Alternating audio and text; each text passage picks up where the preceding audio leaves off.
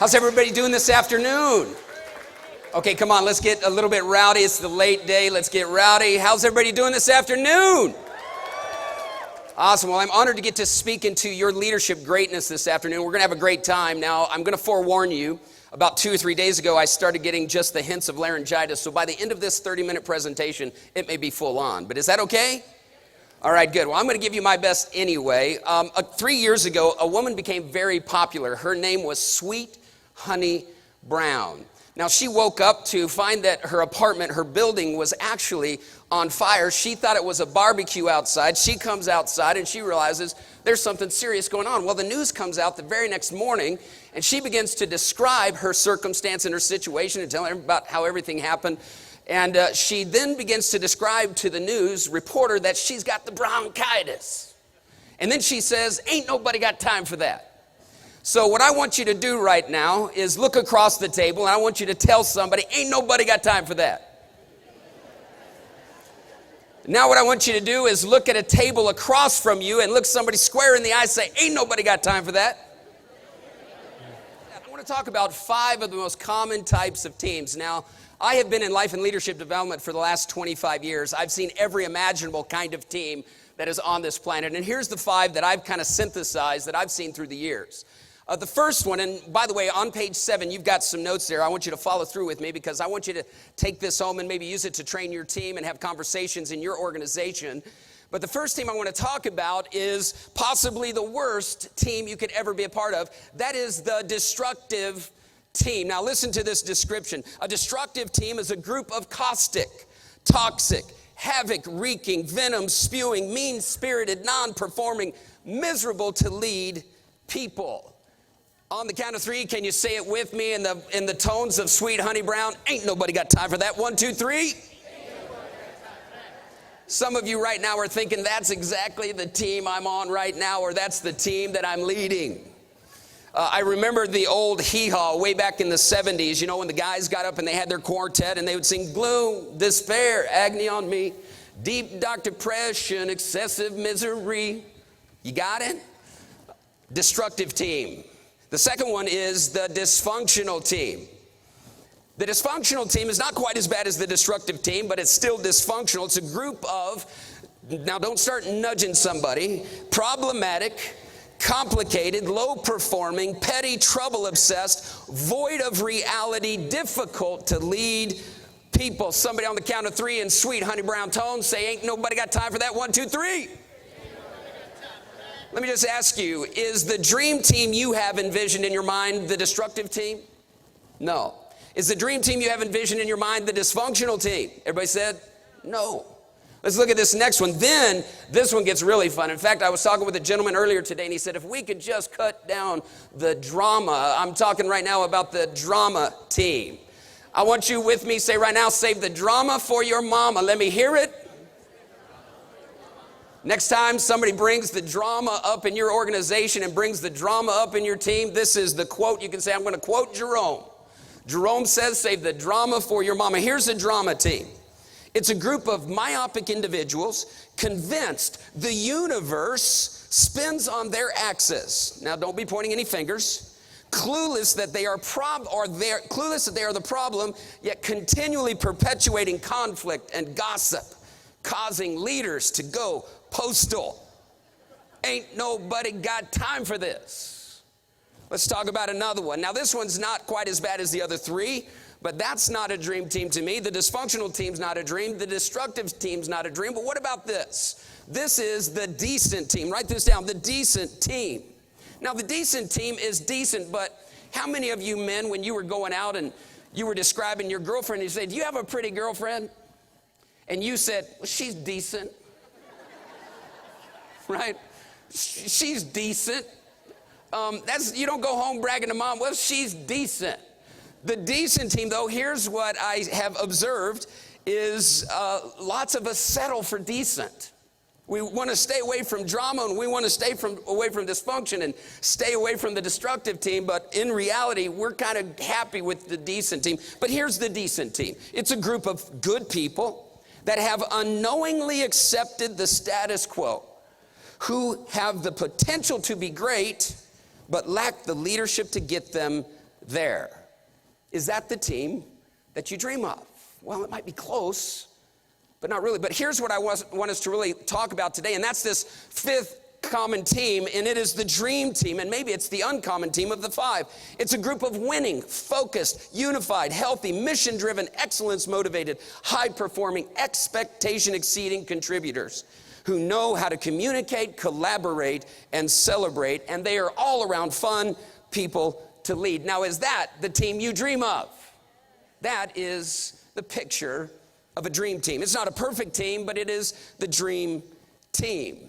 Now, I've observed a number of different things in our coaching and consultancy that we have, in our corporate training that we do. I've seen a number of these things, but here is what I have identified, that the problem and the solution are one and the same. The problem and the solution are one and the same, and that is this right here. It is leadership. The problem is an issue of leadership. How does a team become destructive? Leadership. How does a team become dysfunctional? Leadership. How does a team become the drama team? Leadership. Or a decent team? Leadership. Or the dream team? Leadership. The problem and the solution are one and the same, and that's what I love about the Quality Initiative, is that it's leadership driven. It requires leaders. If you want to be a dream, or if you want to have dream teams, you must become that dream team leader. Now let's look at the 4 root causes of underperforming or poor performing teams. The first one I want you to see is this. It's what you tolerate. 4 root causes here. The first one is this. It's tolerating poor behavior. Now, a number of years ago, I sat in a round table with leaders from around the nation, and we were having discussions on leadership and challenges, and the speaker that was facilitating that session, he began to describe, now he was a gentleman in his 60s. He had been around for about 40 years of executive leadership. And he says, you know, people ask me, what regrets do I have in my leadership? What regrets do I have in my career? And he goes on to tell a little bit of the story, and he says, but the truth is, he says, the only real regrets I have is what I have tolerated through the years. You see, the reason why destructive teams exist and dysfunctional teams exist and drama teams exist, even decent teams exist, is because we tolerate them. It's because we lower the bars of expectation and we lower the bar of performance and we lower what we believe the team should be performing at. It's a leadership issue. We tolerate poor behavior. Here's another reality, very close. It's the twin sister of tolerating poor behavior, and that is allowing no or low performance. Allowing low or no performance. I sat across the table talking to an executive just a few weeks ago, and he was describing some of the outcomes that he was experiencing from some of his senior leaders. And I just asked him one question. I said, why are you allowing this? And he didn't understand exactly where I was going. I said, why are you allowing this? He said, well, Jerome, it's their behavior. It's not mine. I said, no, it's behavior you're allowing. Why are you allowing this? It's leadership. Leadership is the problem. Leadership is the solution. What are you tolerating? What are you allowing? Now, here's another reality, too, and that is ignoring the truth. Ignoring the truth. Fortunately, years ago, I had an executive leader pour into my life, and he said this, Jerome, facts are always your friends. Never be afraid of the truth. Facts are always your friends. Now, here's the deal. You know, they say the numbers don't lie unless you lied about the numbers. The numbers don't lie unless you lie about the numbers. So always be friends with the facts. When the facts are telling you that you've got a dysfunctional team, or the facts are telling you that you've got a drama team, or you've got a destructive team, then pay attention to the facts, because the facts are trying to reveal something to you so that you can change the game for your organization. Listen to the facts. But we want to have this ostrich syndrome, right, where we just bury our head into the sand and we just ignore what's going on. And that gets us to the fourth one. And that is, the fourth root cause is ignoring the truth. We ignore it. We ignore it. So we have tolerating, we allow, we ignore, and we avoid what we're supposed to be doing. Facts are our friends, so listen to them. Don't ignore the truth. The last one is avoiding leadership responsibility. I've been there.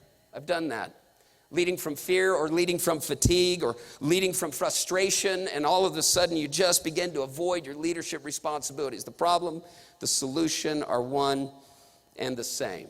So let's begin to talk a little bit more now about understanding, because right now I would hope that after you leave this place today, I mean, by the way, Jim Collins this morning was off the charts.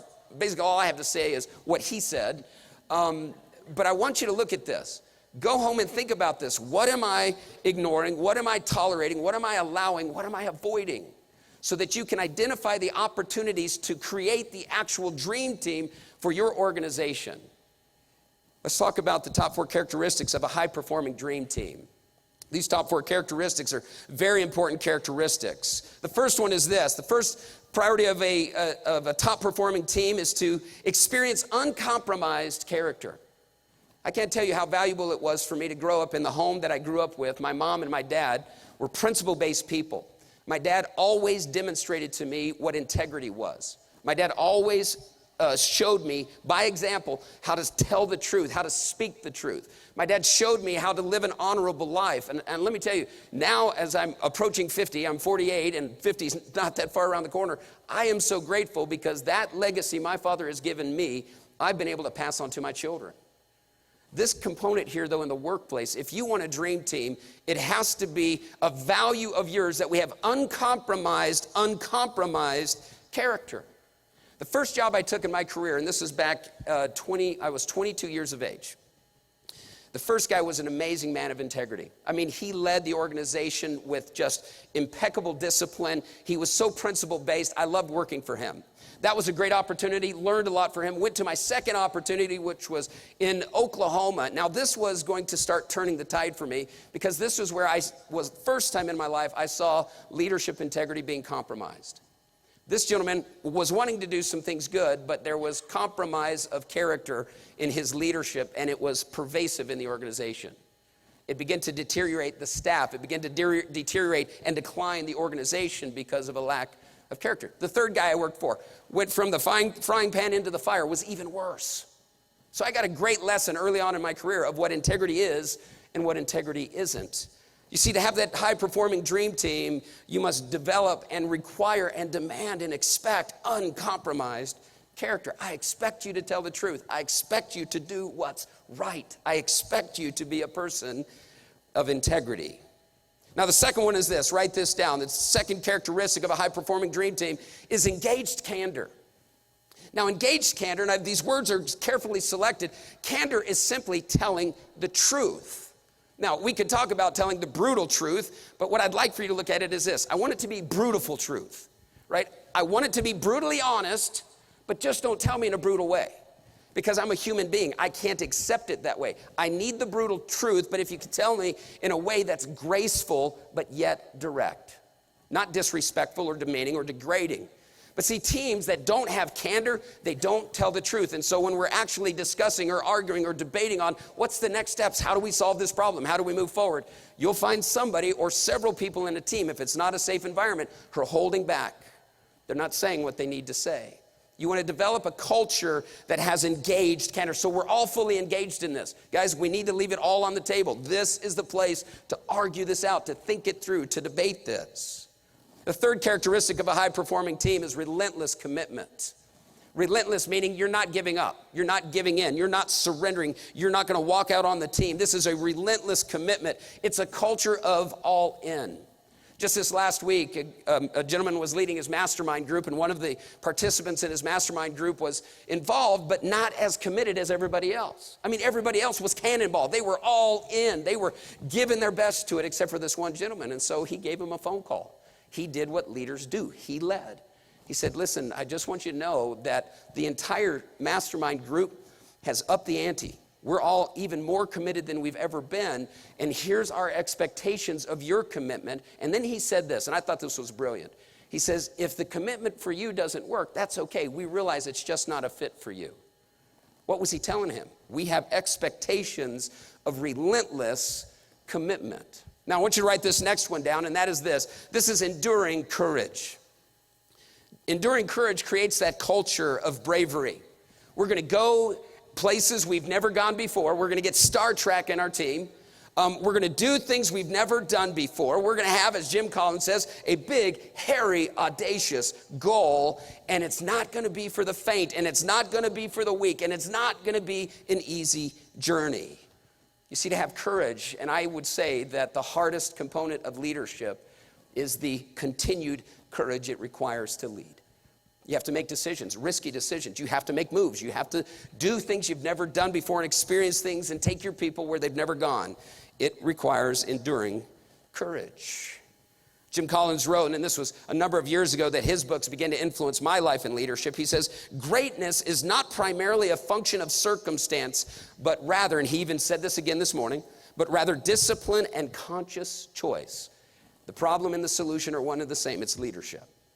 It's conscious choice. So we've looked at 4 of the top characteristics of a high-performing dream team. Now in these last few minutes, I want to look at the top 6 behaviors of dream team leadership. Because here's the truth. A dream team can only unleash its full potential with dream team leadership. A dream team can only unleash its potential with dream team leadership. So let's talk about what that looks like. Just like the team, the leader has got to lead with uncompromised character. You are that person who sets the bar of what the expectations are. And here's the truth, and this is a sober reality. You might want to write this as a footnote. You produce what you are. You produce what you are. I sat with a gentleman as he began to tell me about some of the goings-on of his team. He says, Jerome, I know they're lying. I know they're lying. I've seen it face to face. And my question was, well, did you say anything? He said, well, I haven't yet. I said, what are you waiting for? Right? It's an uncomfortable conversation to say, listen, I've observed some things and I've observed some behaviors that we can't allow in this organization, that we can't allow on the team, because what happens is you deteriorate trust. I need to know that when you speak, what you speak is the truth. I need to know that what you do is honest, because it also represents me as a leader in the organization. Uncompromised character. That's what that leader must demonstrate. Secondly, write this down. Not only must he demonstrate that uncompromised character, but he must demonstrate focused clarity. I don't see it advancing here. Okay. Focused clarity. Can you go ahead and just do it for me? Did it lock up? All right, cool. Write it down. Focused clarity. That's even better. Well, maybe not. Focus clarity. Man, Jim talks about the hedgehog principle, powerful principle. Hedgehogs only know one thing, that is focused clarity. Instead of all of this stuff going on and all of these opportunities that come. And by the way, opportunities, if you're doing a great job, should come to you all the time. But you should be saying no a lot, because your hedgehog cannot be violated. So you want to make sure that you have focused clarity. And when the team knows where you're going, and the team knows why you exist, and the team knows what's going on, then you can see the success that you want and see them become the dream team and have dream team performance. The next one I want you to look at this is disciplined consistency. Disciplined consistency. We don't have changing priorities and we don't have changing directions, that we are very disciplined in what we're doing and we're very consistent in what we are delivering. Bring that consistency to your dream team. If you want that team, your people, to react and act like you want them to, as they should, then show them disciplined consistency. Write this next one down, and this one's very important.